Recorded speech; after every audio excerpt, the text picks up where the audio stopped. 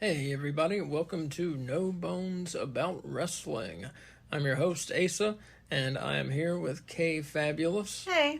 And this is your WWE Money in the Bank 2023 wrap-up show. Had several matches, pretty darn good show, I thought. Yeah. So let's get into it. First off, we had the men's Money in the Bank contract match. We had Butch, accompanied by the Brawling Brutes, versus Shinsuke Nakamura, versus Santos Escobar of the Latino World Order, versus Damian Priest of Judgment Day, versus Ricochet, versus LA Knight, versus Logan Paul. So going into it, we both predicted Logan Paul. Mm-hmm. I was rooting for Ricochet. I was rooting for Butch. Yeah. I was really rooting for anyone but Logan Paul. Honestly. I was really rooting for Butch. So early on, Escobar, Butch, and Ricochet all team up on Damian Priest. LA Knight definitely seemed to be the fan favorite. Oh my god. Yeah, there's no question. People in London, the London crowd was hot. They weren't Puerto Rico hot, but they were hot. They were a good crowd. I think they were also just like hot in a different way. There's lots of chanting, lots of singing, more so than just like screaming their damn heads off like Puerto Rico was, you know? Right. Yeah, that Puerto Rico crowd was crazy. Yeah. I don't know if Dave Metzger? Meltzer, thank you. I don't know if he does a crowd of the year, but if so, I think that's a hot contender for that, you know? Which one? Crowd of the year. If he does a crowd of the year award. Who's a hot contender for it? Puerto Rico. Oh, yeah, for sure. Yeah. Yeah. Easily. There, they get it, yeah. Escobar hit a crossbody on Nakamura, crossbody splash. Logan Paul started to ascend a ladder. Several men teamed up and said, hey, it's too early. They teamed up and beat him down, thankfully. Butch got a cricket bat from under the ring and took out Ricochet, Nakamura, and others with it. Logan Paul tried to form a team with Damian Priest. The two of them set up two tables, and then Priest punches Paul, much to the delight of the crowd. Ricochet dove through a ladder and out of the ring for a tope suicida onto several people. Very cool spot. Logan Paul frog splashed Damian Priest on a ladder. Pretty cool spot. Looked very painful for Damian Priest. The ladder did not give at all. Didn't bend, anything. Looked fucking painful. Nakamura hit a running speed German suplex on Ricochet. You know, that thing where people now, they run and they slide under you and flip you back for a German suplex. That move. What did you call that move? A running speed German suplex. Okay. Pulled him off the ladder directly onto his head. Escobar climbed up a ladder. Butch climbed on Escobar's back. Brings him off the ladder onto another ladder. Ricochet comes off the ropes with a 450 splash onto both of them. Super dangerous spot. Yeah. Very cool. Ricochet was doing it all here. That guy is fantastic. Everybody got up at one point and rushed to the middle of the ring to fight, kind of as though the match were beginning again. Ricochet hit a shooting star press on Logan Paul. Butch hit a moonsault off of a ladder to the outside onto seemingly everyone. Escobar was on one ladder. He hit a Hurricane Rana on LA Knight, who was on a different ladder. Pulls him off of that ladder. That was pretty cool. Crazy impressive. The most frightening spot of the night, Ricochet and Logan Paul, there's a spot where they're on a ladder. Their ladder that they're on gets pushed, and then they're supposed to get crotched on the top rope. And so I say they're supposed to be. So Ricochet falls and is on the top rope. Logan Paul misses his mark and never really can get adjusted, and he's still trying to get adjusted. So what's supposed to happen, though, is Ricochet grabs him and hits a Spanish fly off of the ropes. But so, like I said, it seemed like Logan Paul never really got adjusted. He never got his footing. Did not footing. seem ready for this, to me. Never seemed to get his footing. But Ricochet took him off with a Spanish fly off the ropes through 2 tables. Logan Paul went head first through a table. Thankfully, it looked like it, the impact was pretty minor. As I said, he did go head first into a table. It's not as bad as it sounds. It appears as though the impact was fairly minor. But it was a scary spot to watch. Yeah. And with the way the cameraman was, it was like they were coming right at you, watching on television. And, like I said, Logan Paul did not have his footing at all. So when Ricochet came with the Spanish fly, he still was just not in a spot to take the move. So I'm not sure if it's Logan Paul's fault for not being in the right spot, Ricochet's fault for going too soon, both their fault for trying something so risky. I don't know if we need to ascribe blame, really. WWE's fault for letting them. Right. We don't really, we're not doing that on this show. We don't really need to ascribe blame. So I'm not trying to say whose fault it was, really. We're just glad everyone's okay. Yeah, exactly. It looked really scary. It really did. But he gets up. I was scared for both of them. Yeah. It looked frightening for both of them. That he might have a concussion. Paul, yeah. Yeah. But he finished the match. He did, and his shoulder was bleeding. I assume it was from that spot also. I think it was definitely from that spot. That was a violent Spanish fly. Damian Priest hits a broken arrow. LA Knight to take LA Knight off the ladder. The crowd was going crazy. It looked like LA Knight had the briefcase. But Damian Priest took him off the ladder, climbs the ladder, grabs the briefcase, and Damian Priest is, as he called himself, Senor Money in the Bank. I think that's what it's going to be going by this year, because that's what the announcers referred to him as also, which, awesome. So, congratulations. That's a big, Damian Priest has done a bunch for them. Obviously did all that stuff with Bad Bunny and helped them train Bad Bunny and all that stuff. And he's been, he's been nothing but good pretty much for WWE. So I thought he might win it. He wasn't my first thought of who was going to win, but congratulations for him, and hopefully they use his position with the briefcase and use it well. We'll talk about that in a minute here. Damian Priest and the briefcase. We'll talk about it a little more in a minute. Kay, what do you want to say about the opening contest? Did you give your bone rating? Oh, I'm sorry, I didn't. Great match, fantastic. Some sloppy spots, but entertaining as hell. 4.5 bones out of 5. Just a great match. Took a half bone off for there was a bit of sloppiness. But great match. Yeah, 4.5 bones out of 5. So I'm going to talk about Santos Escobar's gear for a second, because he came out wearing awesome. Like an Aztec costume with like face paint, and he looked rad as hell, and I loved it. So I just feel like it's worth noting, because he looked so awesome, and it was so different from what he normally wears. Wearing like a poncho type. Kind of, yeah.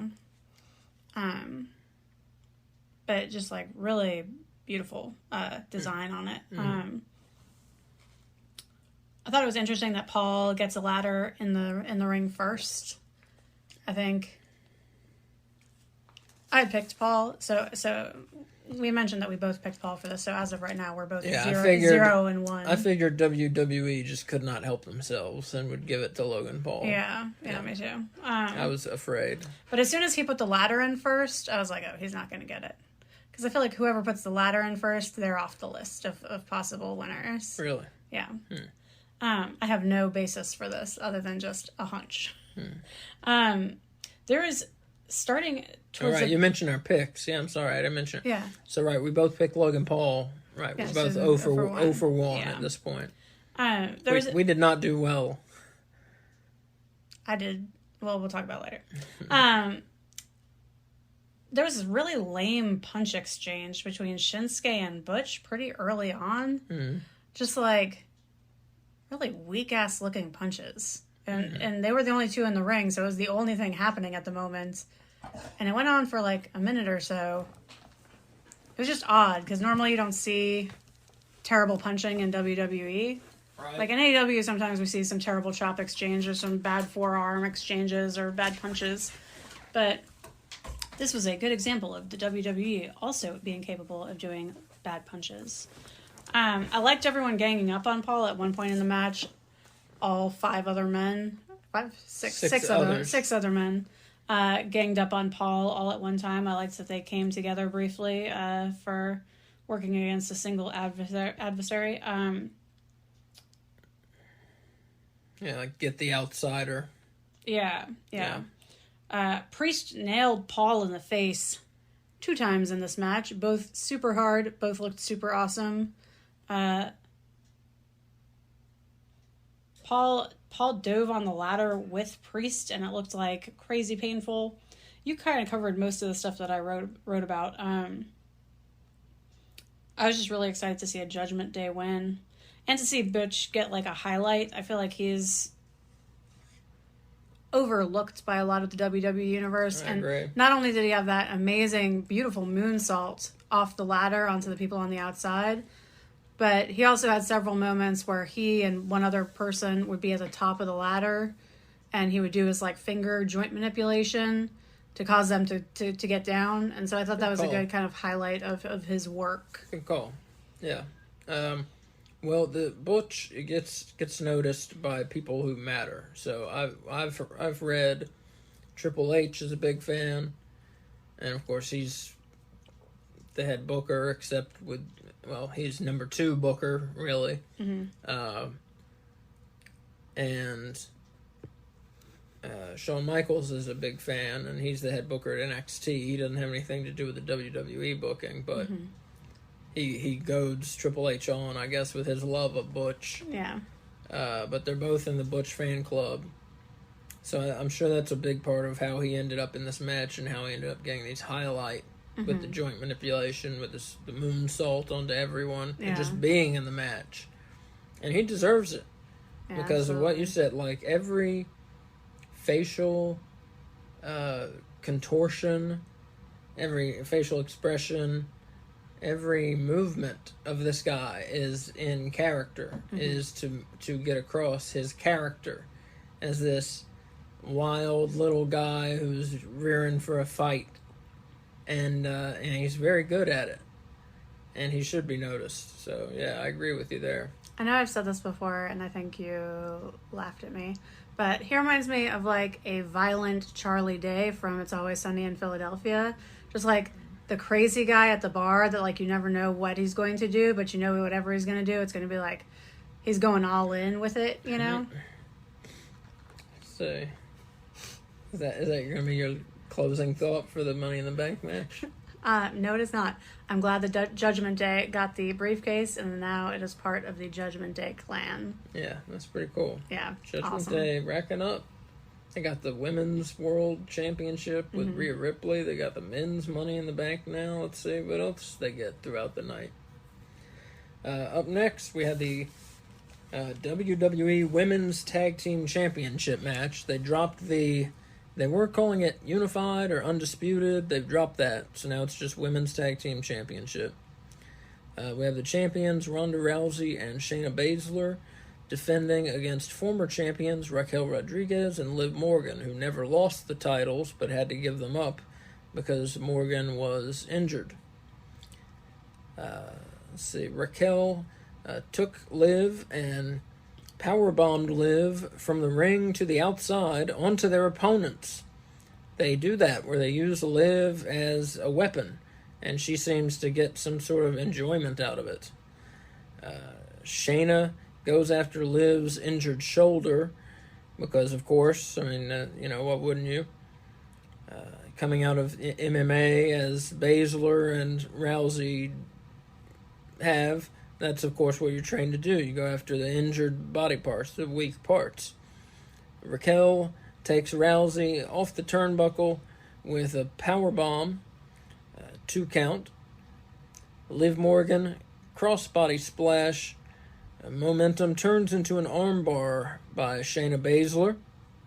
Rousey comes over and applies an ankle lock as well, so Morgan was in 2 submission holds at once. Rodriguez comes over to break it up. A minute after that, Shayna Baszler, out of nowhere, attacks Ronda Rousey. In my jaw dropped. I was not expecting this at all. Yeah, me either. Not at all. There was nothing to warn us that this was going to happen or imply it would happen, or nothing to make any sense that it would happen. No, nothing predicated this. It just happened. Yeah, Baszler attacks Ronda Rousey and leaves. Rodriguez then hits a Tejada bomb. Liv hits Oblivion. They pin Rousey and get the win and the women's tag team titles. So Liv Morgan and Raquel Rodriguez are the 2-time women's tag team champions.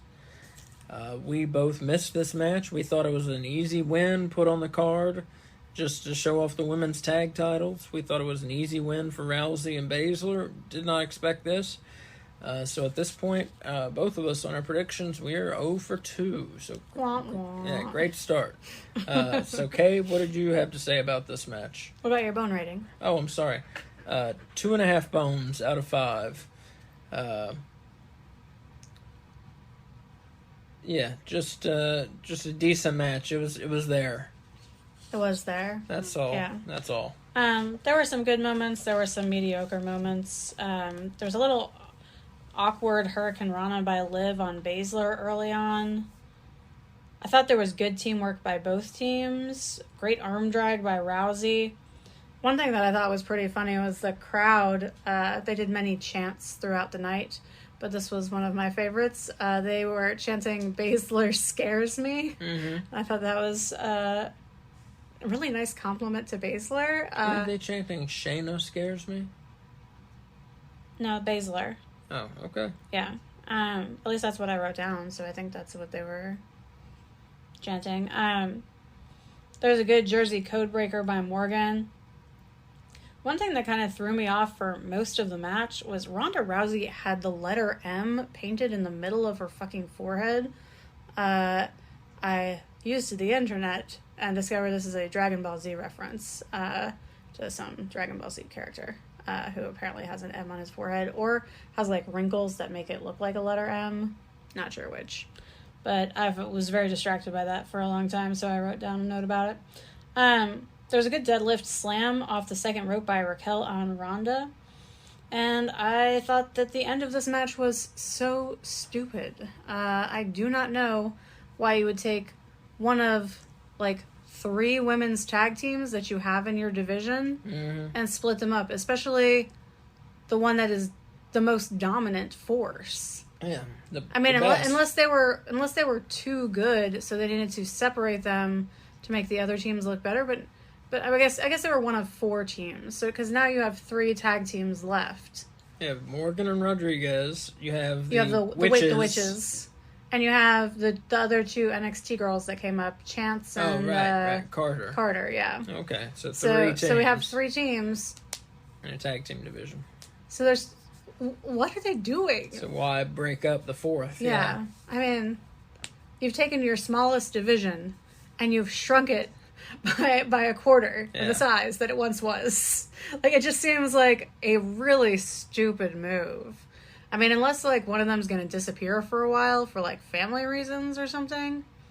But it just does not make sense to me. Yeah, me neither. But I assume we'll get a Baszler and Rousey feud, so we should get some pretty good matches out of that. Are they on Raw? I know they came out when we were at Raw. I'm not sure to what show they belong, honestly. Because I could see maybe if it's because they're on Raw. I think Raw. Because they need someone to be able to go after Rhea. But I can't imagine, like, with Baszler turning... Rhea's on Raw. But Rhea's a heel, kind of. I mean, people fucking love her, but she's a heel. Right. And both these women are heels. Definitely Shayna is, because she just turned on Ronda. But they can't be making Ronda a face. People hate her. She's never going to get cheered, you know? So, I don't know. I just don't understand this move and what they could possibly be thinking. They have to make more tag teams. Yeah. Like, permanent tag teams, where, like, they have a name, they have a theme of some kind, some sort of unity is there, and they're together longer than for, like, the length of 2 matches. It makes me angry. I'm, like, angry at the women's tag division. Yeah, I agree. More women's tag teams. Keep them together. That's the biggest problem with that division. I said this on our Money in the Bank preview show, actually, is they win the belts, then they lose them, and then they break up. They don't, or maybe they'll get a rematch, lose the rematch, and then break up. The teams don't stay together for any amount of time. This time they did it, but just in a different order. They broke up and then lost the belts instead of the other way around. Right.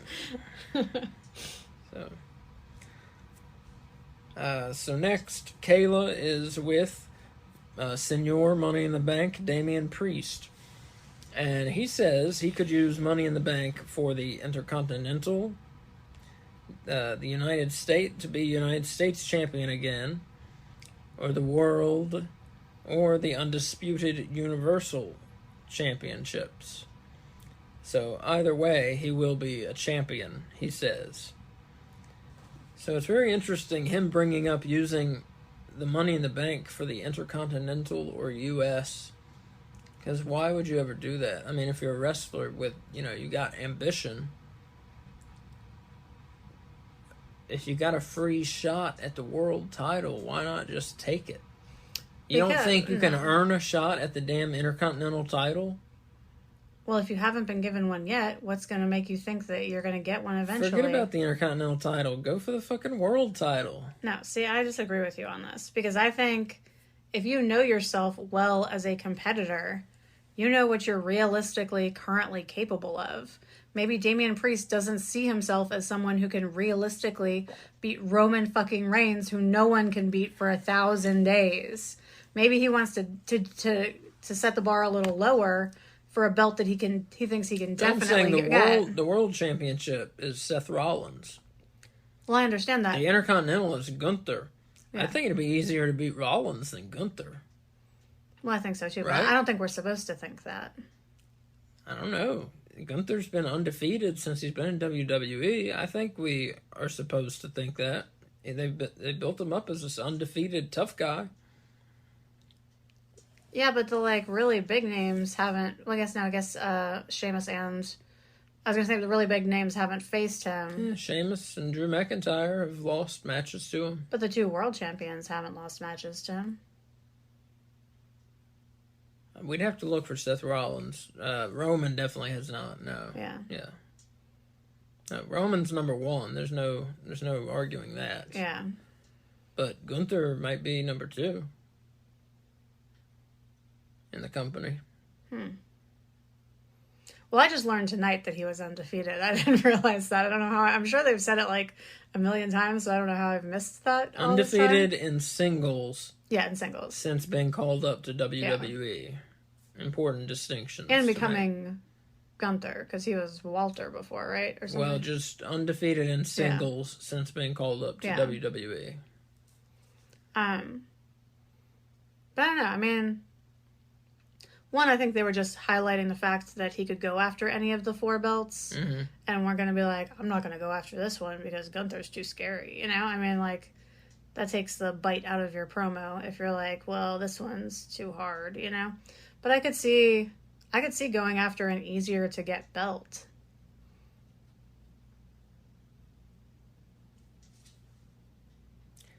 To me,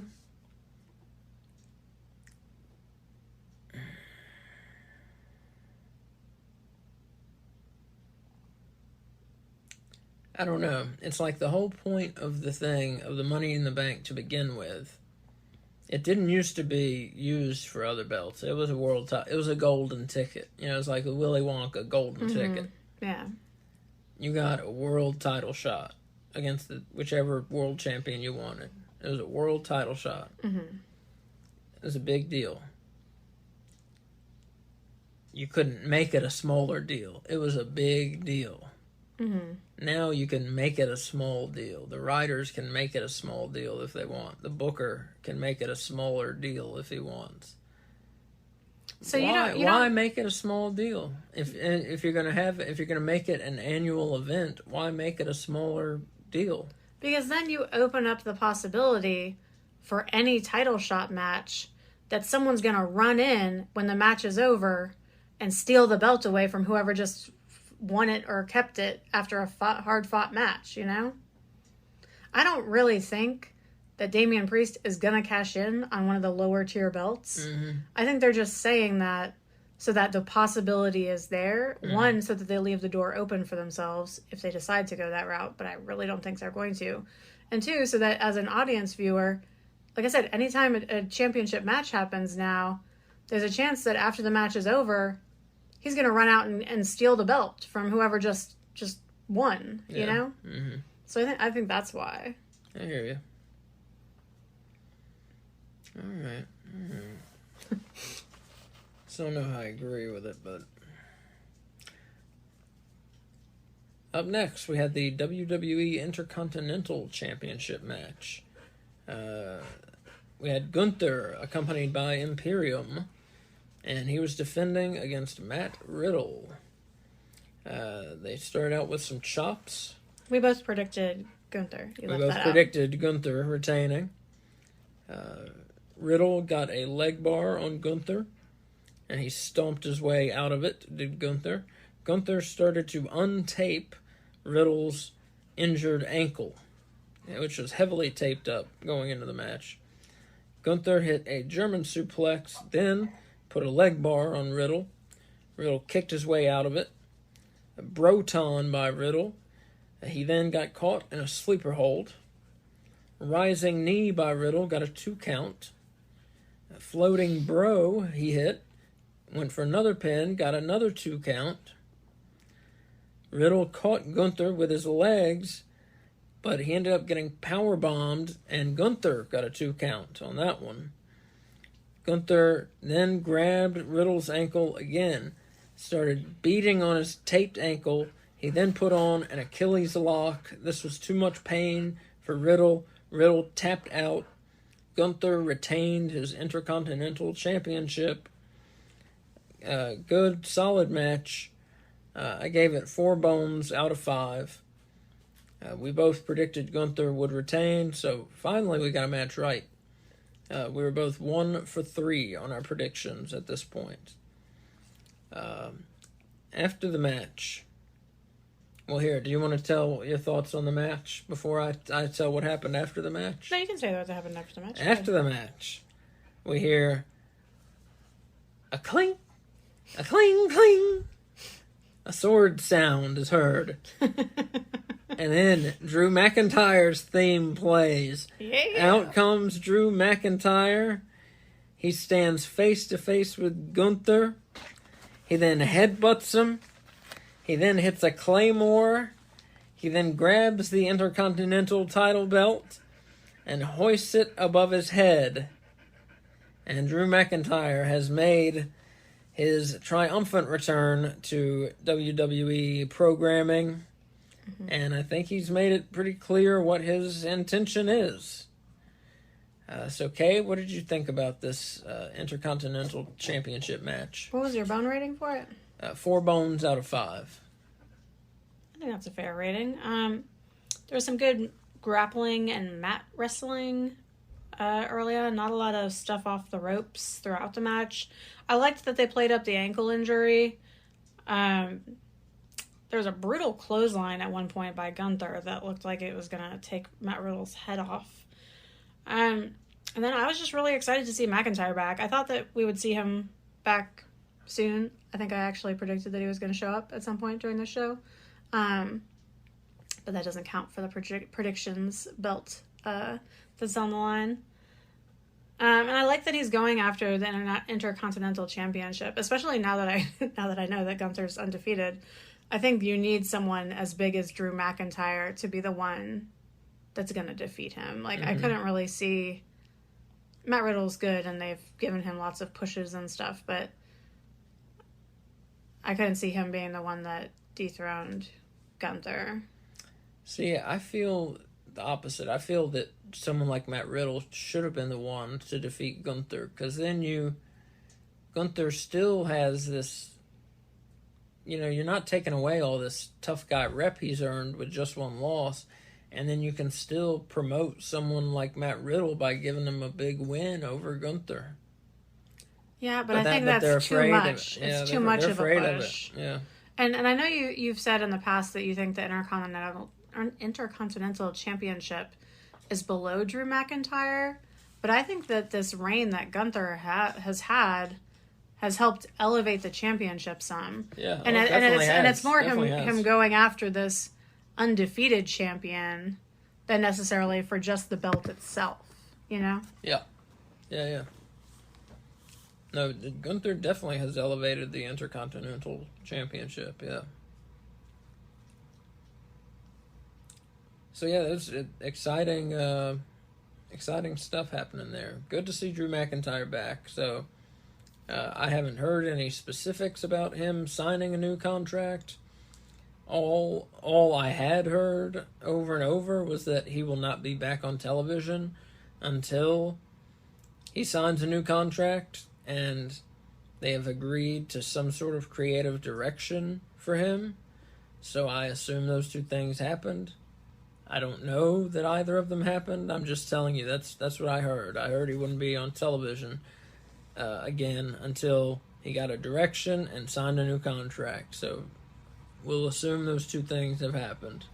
That's good, because I can't picture him outside the WWE. Yeah, he seems like a WWE. He's an action guy. Figure, you know, like he looks like a fucking action figure. He needs to be in the WWE. Mm-hmm. Yeah. Up next, we had a Cody Rhodes, Dominic Mysterio video package talking about their feud. And then we had the match.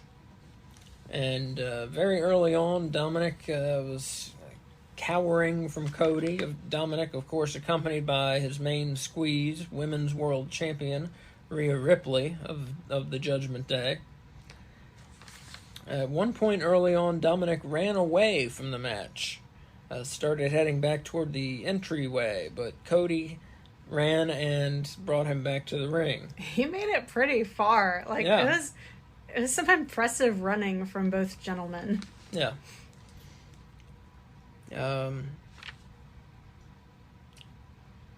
Also, at one point, Cody kind of had to confront Rhea Ripley because she kept stepping in front of him whenever he tried to get at Dom on the outside of the ring. While this was going on, Dom went inside the ring and loosened a turnbuckle pad. Back inside the ring, a couple minutes later, Dominic tried for the Eddie Guerrero, the homage to him, the Three Amigos suplexes. Dominic only ended up getting 2 of them before Cody was able to get out of Dominic's grasp. And then the match ended when Cody picked up Dominic for an airplane spin, then hit Dom with an Alabama slam, and hit a Cody cutter, And then the Crossroads. Pinned Dominic Mysterio. 1, 2, 3. Clean win. Good match. 4 bones out of 5. A lot of people were predicting, seemed like everywhere you looked on the internet, people had predicted Brock Lesnar would return during this match. I did not predict it. Didn't think he'd be back during this match, and he didn't return. And that's the only part of the predictions for this match that you got right. And that's correct. Well, we both predicted Dominic Mysterio would win. Yeah. I was one of those people that thought that Brock Lesnar was going to show up. I think that story-wise, it made sense for Dom to win this, and the only way I saw him winning this was with outside interference from a third party. That would have made a lot of sense. Yeah. Story-wise, it would have made a lot of sense for Dom to win this match. I'm not sure why it didn't. I mean, I'm glad for Cody, glad for Cody's character, but I think it would have made more sense for Dominic to win. Yeah, I mean, maybe they didn't want Cody to have 2 pay-per-view losses in a row, but... Or just they didn't want him to have a pay-per-view loss to Dominic Mysterio, period. I love Dominic Mysterio. But you gotta keep Dom's character. You gotta give him some wins, you know? You gotta... Even if they're, like, underhanded cheating wins, he needs the wins. Yeah, you gotta make him a threat to win things, or else why hate him? Yeah. But he got the loss here, and both of us predicted Dominic Mysterio to win. So at this point in the predictions, we were 1 for 4. I think that's the worst ratio that I've had at any point in any pay-per-view with my predictions. Yeah. I would like to remind you, we both went 8 for 9 on the AEW pay-per-view. Yes, we did. So we're not normally bad at this. Yeah, we're not normally this bad at this. Up next, we had a surprise appearance, another surprise appearance by a big name. John Cena came out. Just came out of nowhere and said he's here to bring WrestleMania to London. And then I said, well, we're going. But it's supposed to be in Nashville in a couple years, so I think we're going to the Nashville WrestleMania. That's a lot of people. We're going to Nashville. So Cena says he's here to bring WrestleMania to London. Grayson Waller comes out and says WrestleMania should be in Australia. And they go back and forth and have this silly argument. And I believe WrestleMania is actually coming to London. I'm not sure of the year. And then Waller attacks Cena. No one comes to help Cena. Apparently, he has no friends. It's just a really long walkway. No one could be bothered. No one could be bothered? Yeah. It's not like the short ramp normally at the shows. It's like that long, there's no stage to come out on kind of ramp. Too long of a walk. He can handle himself. I see. So, I've heard Waller is injured. I'm not sure how severely he's injured. That's why he's been doing these Grayson Waller talk show bits. Yeah, the Grayson Waller effect, rather than having matches also. I'm not sure how injured he is. He took some bumps tonight, so he can't be that injured today, so he can't be that injured. Right. So you got to think, is this setting up Cena versus Waller at SummerSlam? That's what I'm thinking. So who knows? I like that Cena comes back for the big shows, like Mania and SummerSlam. It's nice. Mm-hmm. Yeah, he's getting to where he's not gonna, if his WrestleMania performance is any indication, he won't be doing it too much longer. That was not great. Yeah. Up next, we have the women's Money in the Bank match. Very much looking forward to this one. Mm-hmm. We have Io Sky of Damage Control versus Bayley of Damage Control also, versus Zoe Stark versus Trish Stratus versus Becky Lynch versus Zelina Vega of the Latino World Order. And this one, Zoe was bounced face first off a ladder by Becky Lynch. At one point, Trish was climbing. Zelina Vega used Trish as a bridge. and went to the ladder with the belt. And she got knocked off, and a couple minutes later, Io Sky came off of a ladder and moonsaulted everyone. That was one of the high points of the match. At one point, let's see, Becky hit a manhandle slam on Trish onto a ladder set up across the ring and the announce desk. Hit a manhandle slam on Trish, and that ladder, again, that had no give. Looked like a pretty painful spot. Zelina Vega hit a code red on Stark off of the ladder. Nice spot. Io Sky, someone had introduced handcuffs at one point in the match. It was Zoe Stark and Trish Stratus. They were trying to handcuff Becky to the ropes. Right. So at one point, Io Sky, she has gotten hold of the handcuffs because one end of them is attached to Becky's wrist already. Right, and she handcuffs. Well, what had happened is Bayley pushed Io Sky off of a ladder, right? Mm-hmm. Correct, yeah. So that might have been the end of Damage Control right there. I think it was. It was Bayley pushing Io Sky off of this ladder, because what happened next was Io getting the handcuffs, and she handcuffed, well, rather she got the other end of the handcuffs. Yes. And she handcuffed Becky Lynch to Bayley through a ladder. It was awesome. Yeah, Becky Lynch was on one side of the ladder, Bayley's on the other side, and as I said, she handcuffed them through the ladder. Io Sky then proceeded to climb up on the side with Bayley handcuffed, and climbed up and grabbed the briefcase. Yeah. And won the match. And Io Sky is Ms. Money in the Bank. Awesome. So, very good match. 4 bones out of 5. Good match. We both picked Io Sky to win. So, we actually got one. So, we were both 2 for 5 in our predictions at this point. Kay, what do you have to say about this match? I really enjoyed it. I thought there was a lack of spots at the beginning of the match. It had a really slow start to the point where I actually wrote down there is a lack of spots in this match. And it seemed like as soon as I wrote that down, that's when things started cooking. Mm-hmm. So I wish they had spread out the spots a little bit more. Like the men's match had a good pace to it that was consistent. And I feel like this one really took a while to get going. It's really my only negative.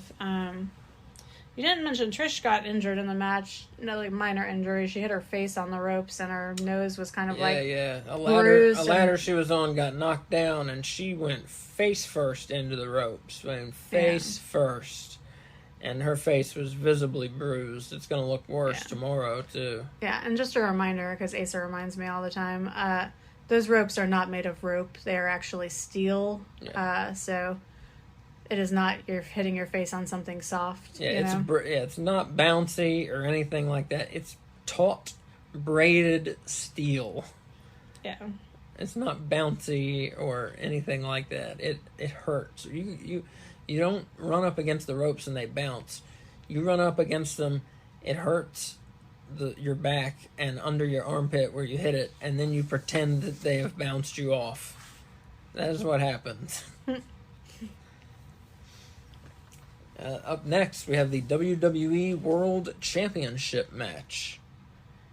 We have the champ, Seth Rollins, who has been a very fighting champion so far. I've been impressed by how much he's defended the title already. Mm-hmm. And he's putting it on the line against Judgment Day Finn Balor. Of course, the big story, 7 years ago, these two met for the Universal Championship. Rollins injured Balor in the match for the Universal title. Balor won the Universal title, though, but the very next night on Raw had to give up the Universal title. As Balor went up the entryway, who was coming out of the entryway and laughing in his face? Seth Rollins. And that's been burned in Balor's mind for the last 7 years. And that's what we're dealing with here in this match. I love the slow burn of this story and that it's taken 7 years to come back to this. I think that's awesome. Mm-hmm.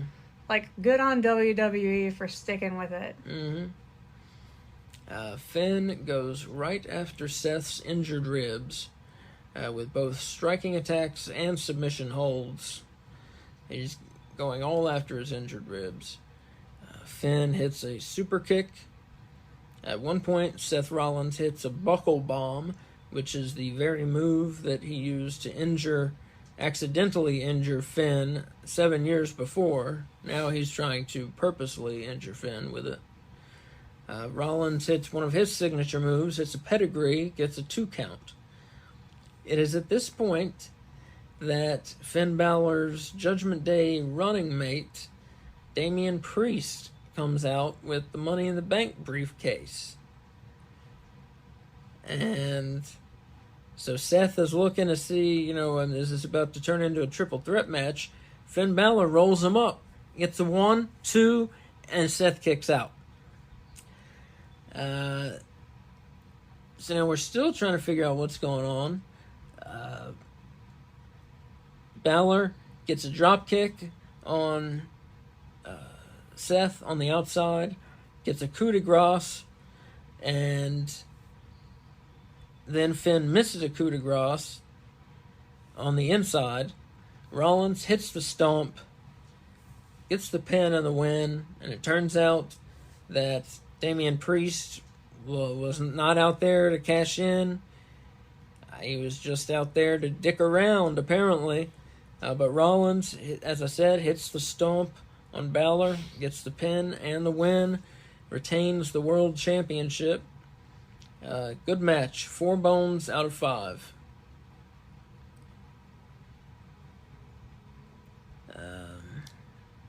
So we had both predicted Seth to win. Right. So we're both 3 for 6 at this point. Correct. And after the match, Rollins is leaving, and back in the ring, Damian Priest and Finn Balor are arguing with each other. Can't be heard what they're saying, but, obviously it's, why'd you come and fuck up my match? Mm-hmm. I was winning. Why'd you come out here and fuck it all up? Well, he wasn't winning. Seth was winning. And he provided a distraction. What Finn was asking is, why did you stand up and come towards it like you were about to cash it in on me after I won? Because he provided a good distraction that allowed Finn to get those 2 coup de grace on Seth, which he was getting ready to do a third one, which was going to give him the win, presumably. And that's when Damian stood up with the briefcase and started moving towards the ring, causing the distraction for Finn, And so I think it was more like not why'd you come out, but why'd you act like you were about to cash it in when I was about to win, Mm-hmm. I hate this, by the way. I hate that they're putting cracks in Judgment Day. Yeah. I want, solid, all the belts, go to Judgment Day. I want nothing but gold. Well, it's been building for over a month now. I know it has. Between Priest and Balor. That doesn't mean I have to like it. Yeah. I've been thinking it's a bad idea for a month now, and now it just is getting worse and worse. Because I thought they made it look like they were going to start recruiting a new member, JD McDonough. Yeah, McDonough. The Irish guy. But we haven't seen since then. He appeared on Raw on 1 episode, maybe 2, and then disappeared, apparently. Yeah. So coming up next, we have the big one. The Bloodline Civil War. Undisputed, which I don't know how you call it undisputed anymore when you just created a new world championship, but whatever. Undisputed Universal Champion Roman Reigns teams up with his cousin Solo Sikoa, and they take on Solo's brothers, the Usos. Big match here as the Bloodline, talk about forming cracks. This is cracked apart. So there's a double team splash in the corner early on by the Usos. there's a loud chant going. You're talking about some of these chants by the London fans. There's a loud chant going. If you hate Roman, stand up. If you hate Roman, stand up. Remember that one? I had it as stand up if you hate Roman, but yes. Stand up if you hate Roman. Stand up if you hate Roman. I wrote down several of the chants that they did throughout the match. They were fairly entertaining to me. Oh, well, here, tell it. Go ahead and tell us. So before the match even started, there were "fuck you Roman" chants. Right. Yeah. Before the bell rang. So then we have "stand up if you hate Roman." We have "tribal bitch," and we have "you're a wanker." That's it. We have Jey Uso with a suicide dive to the outside.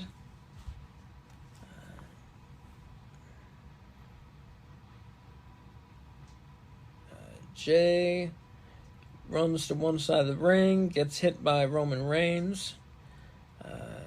Jimmy Uso comes in, hits 2 super kicks on Roman. Jimmy tries a splash on Roman. Roman catches him and then puts Jimmy in the guillotine chokehold. Jimmy breaks it, tags in Jey. The referee gets hit in the dick and falls out of the ring.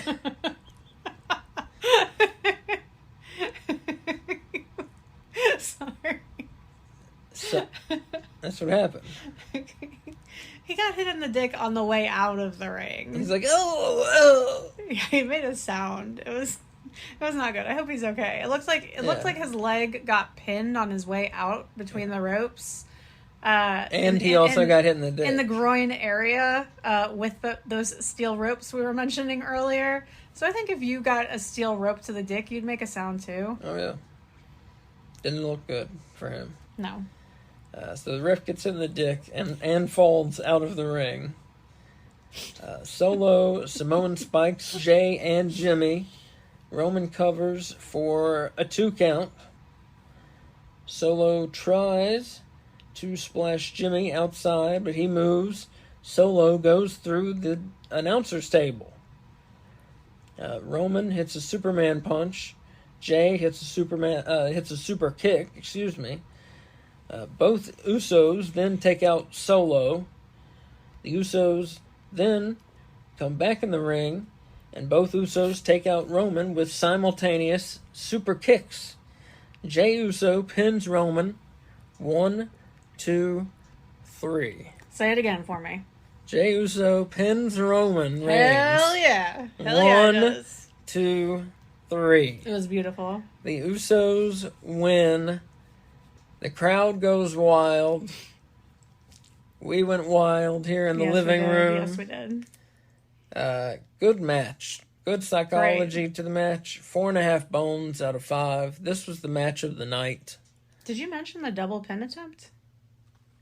Where he stacked the Usos on top of each other? I did not mention it. Roman at one point, as he promised he would, he stacked the Usos on top of each other, which you can't be pinning them both at once if they're stacked on top of each other because their shoulders aren't touching the fucking mat. But whatever. He stacked them on top of each other. The referee counted it, and it was nearly a 3, but it was a 2 count. The Usos kicked out. Both of them kicked out. Yeah.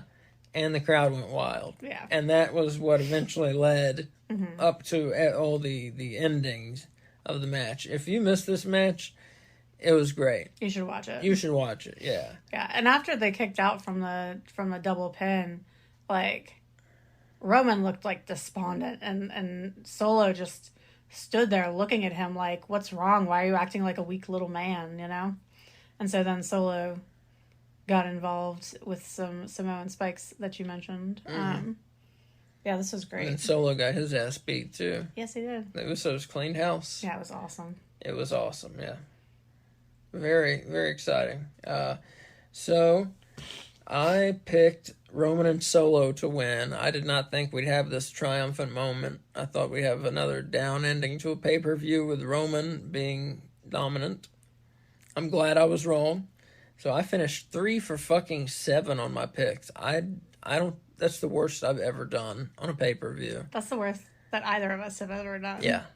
3 for 7. I've never done that poorly. I don't think either of us has ever finished below 50%. So you picked the Usos to win. Yes, I did. So you got this right. Mm-hmm. And you finished 4 for 7 on your picks. Mm-hmm. So you know what that means. You won the predictions championship belt. Yeah. So congratulations. Thank you very much. I appreciate it. Yeah, you're welcome. We can post some pictures of you with it later if you would like.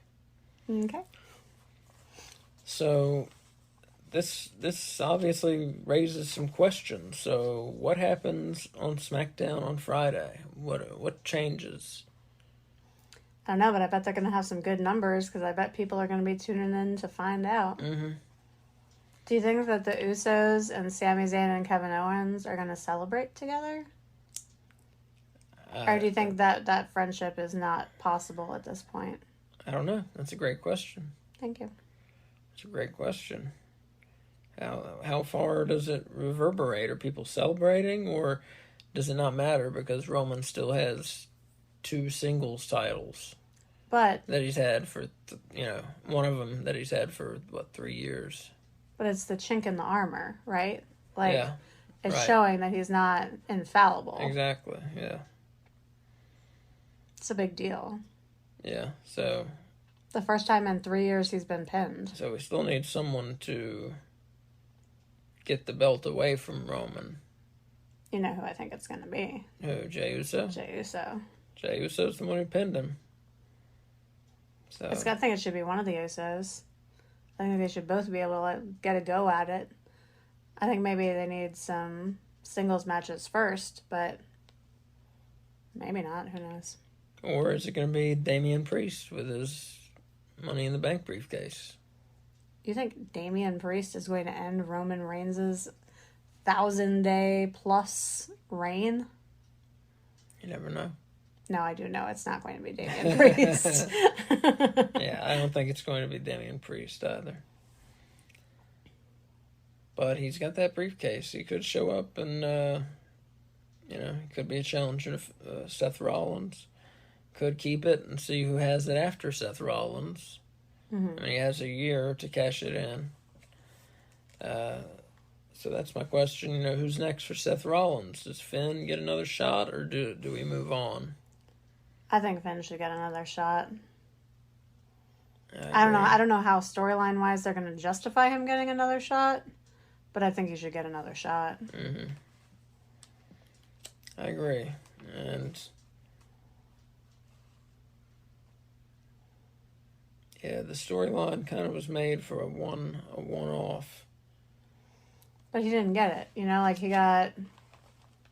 There's an asterisk next to it, Yeah. He needs an asterisk-free win. Because... Well, he's a heel. He needs an asterisk-free win where he's the one that wins it. Or an asterisk win where he wins it. So let's see, what other developments do we have? So Ms. Money in the Bank, Io Sky. Who does she use the Money in the Bank on? Oh, if there is a god in this universe, she's gonna go after Asuka. Yeah. And it's gonna be beautiful, and I cannot fucking wait. That would be awesome. We are gonna get a good women's feud. Do you know how long I have been waiting for a good women's feud from the WWE? And I think it's finally maybe going to happen. Even if they never say anything in English for the next, year, and they're just yelling at each other in Japanese, and they have these amazing matches, I will be so happy. Well, it's not setting up a feud. It's, very, very seldom do feuds come out of the Money in the Bank. Usually it's just a one match. Well, but I want Io to, stalk Asuka. Where she's, showing up at all of her matches. Yeah. I want it to build, and then I want Io to win, and then I want Asuka to go after her belt, So I do want it to be a feud. I want it to build into a feud in which Io wins, and then Asuka is chasing Io, Mm-hmm. I mean, I'm all for that. That sounds good to me. I want some good women's matches, They're two of the best... to the best wrestlers they have. But then we have Bianca and Charlotte. They're going to mess up my story, Mm-hmm. Because the WWE decided it would be a good idea to put Asuka, Charlotte, and Bianca Belair all on one show to go after one belt. And then Becky and Rhea would be by themselves in the women's division, or as good women's division people on Raw. Really unbalanced. Zelina Vega's on Raw. I'm aware. I stand by what I said. Damn, that's cold. She's okay. She's not championship, though. Level. Would you put the women's championship belt on Zelina Vega right now? Right now, no, but at some point, sure. She's got some work to do. Former Queen of the Ring. Her code red off the ladder on Zoe Stark during the women's Money in the Bank match was good. Zoe Stark. Oh, Zoe Stark.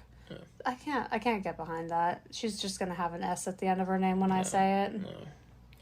You like those people who used to call NBA Jam NBA Jams.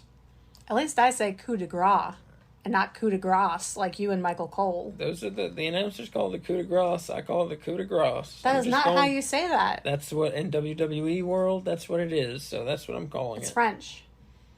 In WWE world, it's coup de grace. So I'm going with coup de grace. Coup de Gracie. And then there's the whole Gunther debate, you know? It's Gunther.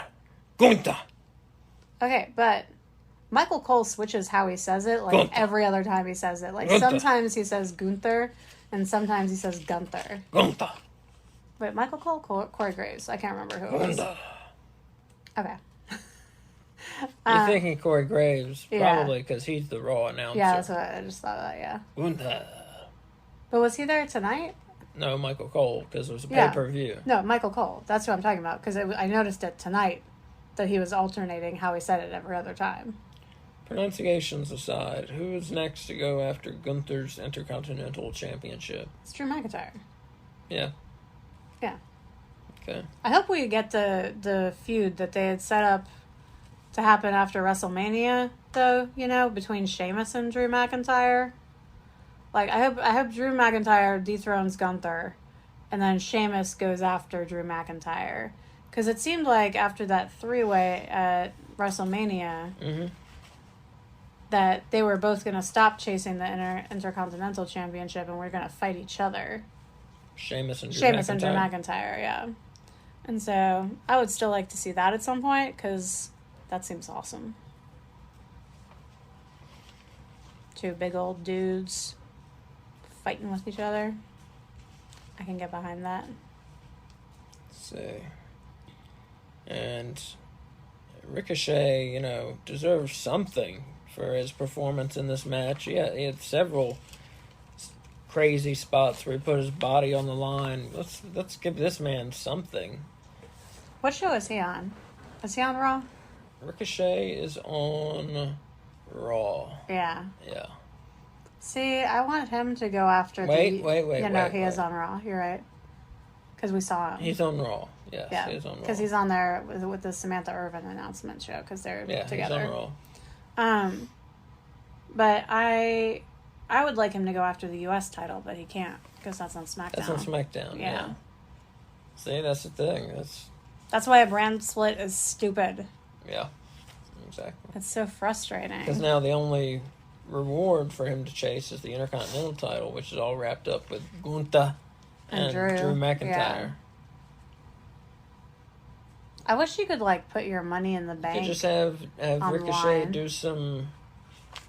do some high profile feud. Somebody, I don't know. He could feud with Judgment Day. Yeah, he could feud with Damian Priest. See, I was thinking he could feud with Dominic Mysterio. He could feud with both of them. Yeah. And have them all kind of elevate their games. Mm-hmm.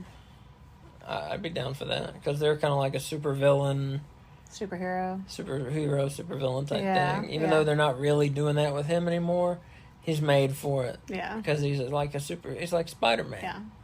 You know, he bounces all around and spins everywhere and jumps all over the place. And I had a brief moment during when he came out. I was like, is he dressed like a Power Ranger? But I think it's just because he looks like a superhero, you know? Like he's awesome. Yeah. Ricochet is awesome. Yeah, they got to find something for him to... Mm-hmm. Something good for him to do. Maybe he can get the belt off Seth. Yeah. Well, yeah, let's forget all this Intercontinental title shit. All right. Take the belt off of Seth. Yeah, that'd be awesome. I'm with that. That would be awesome. Get the belt off that little fake CM Punk ass. Yeah. And we're having all these open challenges. Yeah, let's have Ricochet go out there and flip around and kick the shit out of him and, yeah, get the belt off of Seth. And just somersault right into that belt. How long has he had it? Like a month or so? It's been over a month. Has it? Yeah, because we went to Raw. When did we go? I have no idea. What month is it? It's July 1st. When did we go? We went in June 12th, I want to say. No. Okay. I don't know when we went. Okay. He's had it over a month. Over a month, yeah. Yeah. Oh, wait, since Night of Champions. Isn't that where he won it? The tournament between him and AJ was at Night of Champions. Yeah. That's so he's had it. So he's had it since then. So that was whenever. Who knows? That was May something. Yeah, it was May something. So he's had it for about, we'll say about 5 weeks. I'd say, estimate. 5.5 weeks. So I think we can take it off him. Why not Monday? Ricochet versus Seth Rollins, yeah. And then you can have Ricochet and Damian Priest feud over it. With the Money in the Bank. Yeah. That'd be awesome. And then have Seth Rollins do something else, whatever. He'll be fine. He can have a feud with whomever. He can continue his feud with Finn and not for the belt. He could feud with Cody if he does a heel turn. Then no, Seth's too big of a face right now. Yeah. Nah, well, we'll find something for Seth, but we don't need to find it right now. But I'd rather have Finn get the belt than Ricochet. But my point is, Ricochet deserves some recognition. He deserves a high profile program or a belt. Let's have Finn win it from Seth, and then Ricochet go after Finn. Okay, I agree. That match, a Finn and Ricochet match, that would be some good wrestling. Do Finn and Seth at, what's next? SummerSlam? SummerSlam's next. SummerSlam? Let's have Finn and Seth at SummerSlam and have Finn win it. And then do Finn versus Ricochet. Have Ricochet go on a winning streak starting now. And do Finn versus Ricochet. Mm-hmm. That'd be great. Yeah, because his partner's not going to be done recovering for a while. So he's going to be a solo Ricochet. Oh, Braun Strowman. Yeah. All right. Well, we've solved all WWE's problems. So. Yep. You have anything else you want to add before we let the nice people go? It was a good show overall. I really enjoyed it. Yeah, I enjoyed it. It was a nice Saturday afternoon. Yes, and the afternoon part, stellar. Like, nice. let's put all of them in the afternoons. I agree. It was real delightful. Nice. Yeah, not having to stay up till midnight. Yeah. I agree. I totally would be with that. Let's put all the pay-per-views in the afternoon. Plus, I bet, like, if AEW and WWE did that, I bet at least AEW would get more people coming to their shows. Because, like, you're more willing to drive really far if you don't have to drive back in the dark, you know? Mm-hmm. So I think more people would be willing to go to their shows if they weren't so late. You may have something there. Yeah. Or I'm just old. One of the two. Yeah. Or we're just old, yeah. So, folks, wherever you listen to fine podcasts, wherever you're listening to this one, make sure you subscribe so you don't miss one. We will be back tomorrow with our AEW Collision wrap-up show, recap and review show, I should say. We do that every week, of course. And subscribe so you don't miss any of our shows. Also, wherever you listen to podcasts, rate us. Give us 5 stars, 5 bones, whatever they will let you rate us. Give us 5. Or give us 10 if they'll let you give us 10. Give us the most. That's how we get new fans. And then we can all meet and talk about wrestling on the internet, and it'll be a beautiful thing. What else? We've got YouTube stuff. At No Bones About Wrestling on YouTube. Yeah, No Bones About Wrestling on YouTube. Hit Check that us out subscribe there. button. I've been streaming a lot of AEW Fight Forever lately. I will be, we will be streaming more of it. Because I play now. Yep. I'm learning. Yeah. It's interesting. We will be streaming more. That is on YouTube. No Bones About Wrestling is the name there as well. You mean Twitch? You said YouTube. Oh, Twitch. Yes, yeah. I'm sorry. On Twitch. No Bones About Wrestling. And you can subscribe there, and it'll let you know every time I come on to play some wrestling games. And yeah, that seems like about everything. So, folks, as Mick Foley would say, have a nice day. We'll see you tomorrow. Bye. Bye.